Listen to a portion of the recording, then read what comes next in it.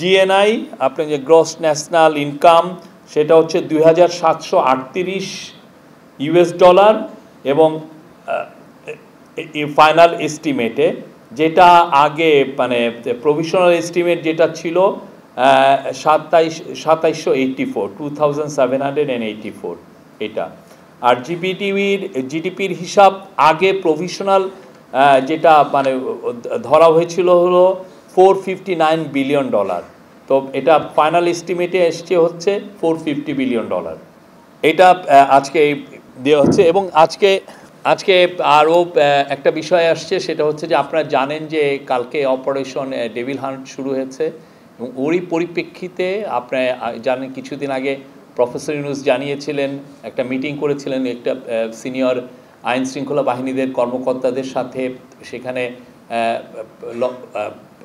Home adviser ছিলেন, special assistant on home affairs Khodabux Chowdhury ছিলেন। সেই জায়গায় একটা আমাদের ওনার ডিসিশন ছিল যে একটা কমান্ড সেন্টার এস্টাবলিশ করা, একটা সেন্ট্রাল, যার ফলে প্রত্যেকটা ল এনফোর্সিং এজেন্সি কে কী কাজ করছে সেটা যাতে খুব ভালো কোঅর্ডিনেট করা যায়।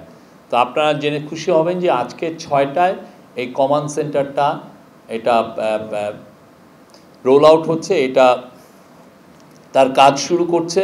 এবং এইখানে রেগুলার যেগুলো আইনশৃঙ্খলা বাহিনী যেগুলো আছে, যেগুলো হোম মিনিস্ট্রির সাথে যুক্ত, পুলিশ আছে, বিজিবি আছে, তারপরে কোস্টগার্ড আছে, র্যাব আছে, এদের বাইরে যে আরও থাকবে হচ্ছে আর্ম ফোর্সেসেরও এখানে প্রতিনিধি থাকবে। এটা একটা পুরো, আপনারা জানেন আর্ম ফোর্সেস ল এনফোর্সিংয়ের কাজ করছে, তাদেরকে ম্যাজিস্ট্রেসি পাওয়ারও দেওয়া হয়েছে সেই অগাস্ট মাসের থেকে।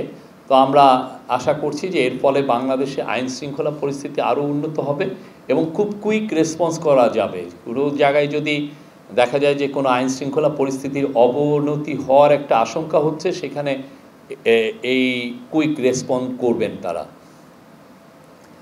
আর আজকে আর একটা বিষয় হচ্ছে যে আমরা কোরিয়ান ইপিজেড, আপনারা জানেন কোরিয়ান ইপিজেড বাংলাদেশে যেগুলো বেসরকারি এবং বিদেশি বিনিয়োগের যেটা ইপিজেড, এটা ইপিজেড মানে এক্সপোর্ট প্রসেসিং জোন, একটা ইন্ডাস্ট্রিয়াল পার্ক, সেটা 2500 একরের উপর একটা জায়গায়